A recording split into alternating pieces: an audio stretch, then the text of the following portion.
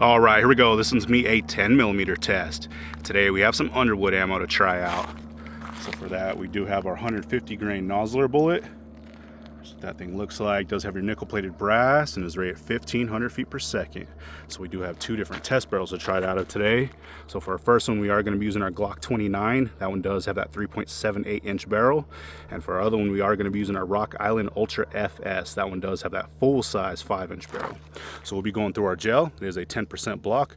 We do have our catch block behind that, so a total of 22 inches of gel, our 4 layers of cotton t-shirt on the front, and like always, we'll set up our chronograph so we can hopefully pick up those impact velocities. So let's set up and see how this round does. All right, we're setting to 15 feet.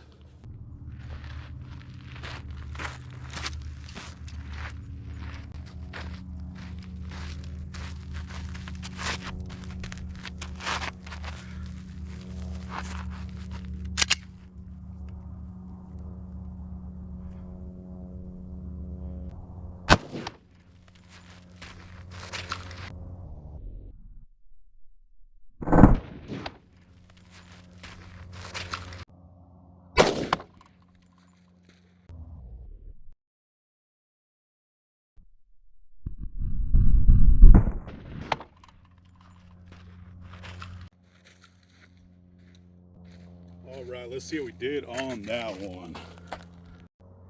All right, so our impact velocity on that one was 1347, so definitely not too bad. I believe rated was 15, so you know, we're getting there. All right, and there is that entry hole. So I got a nice good hit, and you can see right down in there. Nice star pattern so far. So let's check it out from the top. Oh yeah, check that thing out. There's a ton of damage so far. Looks like we did get a pretty big blowout right here. There's a little bit of fragmentation going on. It's going, and we did make it into that second one, so not too bad. So let's see what kind of measurement we have here from the side. Basically looks like the whole side of that block is blown out. We're just about 2 3/4. So not the biggest stretch, but still, you know, pretty good. And like I said, we do have a blowout here. And like always, we'll get our cross sections here at the end, but pretty darn good. So let's see our damage here from the side. Oh yeah, hopefully you guys are seeing that. Man, that thing looks like as soon as it came in, it exploded in there, dumped pretty much the majority of its energy that first half of the block. You can see those fragments all over the place, and then we did make it into that second block. So pretty surprising, actually. So let's see here from the side. At our widest spot, we are at 3.5 inches.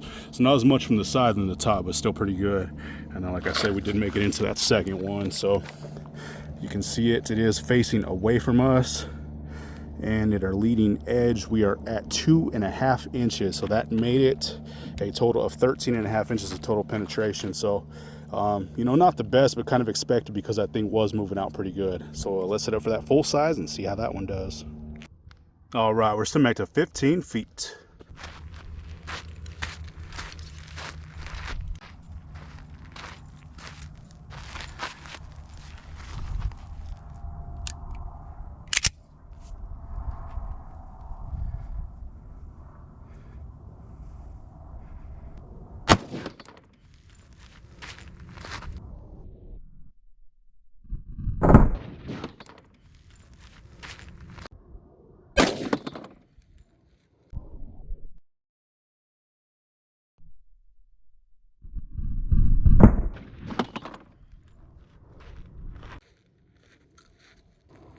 All right, let's see what we did on that one. So our impact velocity on that one was 1718. That is insane. You know, that is from a full size. Not sure if that's correct. I'll shoot a few more off cam just to see, you know, what kind of consistency we're getting. But man, that's insane. But by the looks of the stretch cavity so far, I'm definitely assuming that that's correct. So let's check it out. All right, so there is that entry, and a huge entry. You can see right down in there, and big splits and cracks so far, and a massive stretch pattern. I'm sorry, like a star pattern so far. So let's check it out from the top. Oh yeah, that is insane. So check that out. So once again, looks like this thing came in and absolutely exploded in there, dumping a ton of energy, settling down just a little bit, and that one did not make it out of that first block. Wasn't really expecting it to because of that crazy velocity, but man, that thing was definitely dumping some energy. So at our widest spot here, we are about 3 3/4 inches. So definitely quite a bit more than that first one. As you could tell, you know, velocity was quite a bit higher too, but man, check out all those fragments all over the place. So let's check it out here from the side.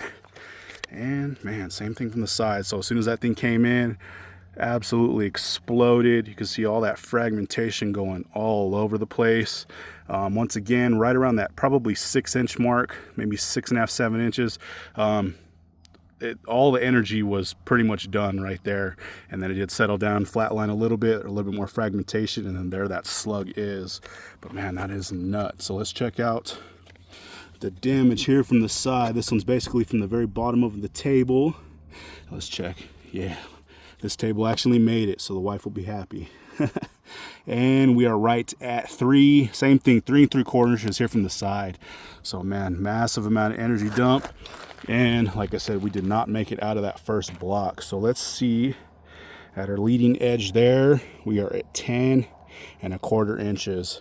So, you know, not too bad. Wasn't really expecting a lot of penetration from that one just because of the amount of energy dump, but still pretty good. So let's check these tracks out one more time.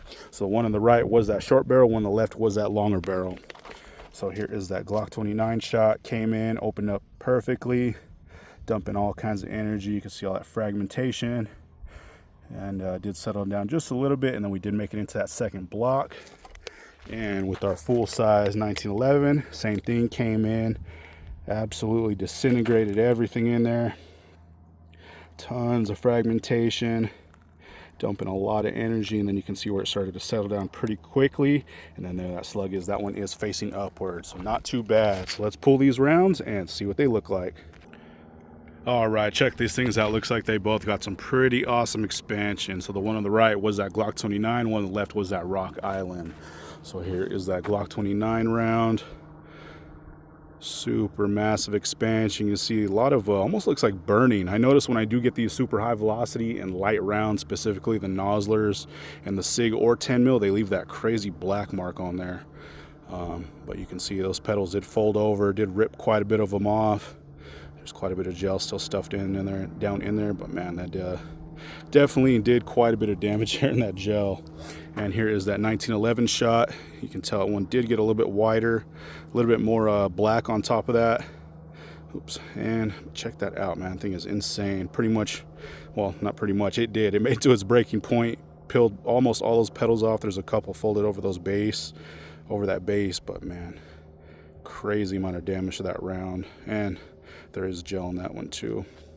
So at the end, we will rinse all that stuff out, but not too bad. Man, that is insane. So let's check them out one time from the bottom. So the one on the right is that Glock 29 shot. One on the left is that 1911. And last time from the top. So like I said, I will rinse these, get all our slow-mo, screenshots, all that good stuff here at the end. But there we go, guys. That one was the 150 grain Underwood Glock 29 versus full-size 1911. Thanks for watching, guys. All right, so here's that cross section of that Glock 29 shot. You can see that thing has a massive amount of damage, huge splitting. Same on this side. You can see a little bit of fragmentation down in there. I did remeasure these. They're peaking right at about 3 3/4 and averaging right at about 3.5. You know, so definitely quite a bit of damage. So let's cut it open. All right, so here's after being cut. So this bottom is the right side, this top is the left. So you can see pretty much as soon as that thing came in, you can see a massive stretch cavity going all the way through here. A little bit of fragmentation, but man, check that out. That is a crazy amount of damage. Huge splitting of this gel. I think it was moving out pretty good too. You know, almost 1,350 feet per second. It definitely wasn't advertised, but you know, for that short barrel, definitely really good to see. But man, check that out. So same on this top. Came in, opened up, see that nice path going, and once again came and just started destroying this stuff. And I've said it, you know, once, and I'll say it again, like it basically, because of the velocity and the way that those rounds come apart, definitely looks like a rifle round came in and, you know, pretty much exploded in this gel. But definitely very cool to see. And that thing was very loud. I was shooting the 357 SIG right before that, and you know, that thing is always loud, but right after that 10 mil, that's a whole different story. But anyways, getting off topic, but you can see that nastiness in that gel. Those are some crazy splits. But there we go, guys. That one was that 150 grain Nosler, and that was that Glock 29 shot. I did forget to mention, those are the fragments that I did pull out. Like I always do, I will get our, still shots and all that good stuff here at the end. All right, and here's that cross section for that full-size 1911 shot. And man, that thing definitely did some damage. It is crazy. Quite a bit of fragments and just a nasty amount of damage. And, I said in the last one, literally looks like a rifle round came and just exploded in here. So I would not want to be in front of that round.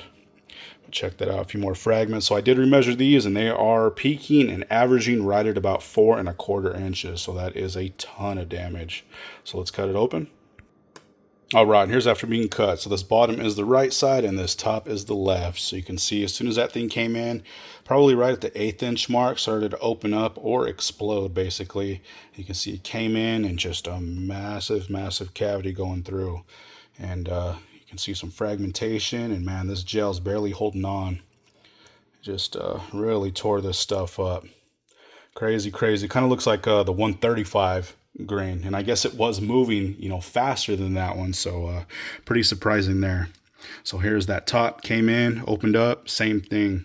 Huge path, got fragmentation and petals going all over the place, and same thing, massive, massive splitting. This gel's barely just kind of hanging on. Looks like it just came in, flipped it backwards, but man, you can see right down in there some huge, huge cutting. So do one more quick angle. Looks like there's a little bit of fabric, but mainly mainly it's fragmentation, just because that thing literally went in and just came apart. But here's that first part, came in and just exploded. Could you imagine the amount of damage that thing is doing? Just insane. And same on this one, just a crazy amount of damage. But there we go, guys. That one was that 150 grain Underwood Nosler, and that was out of that full-size 1911. Thanks again for watching, guys.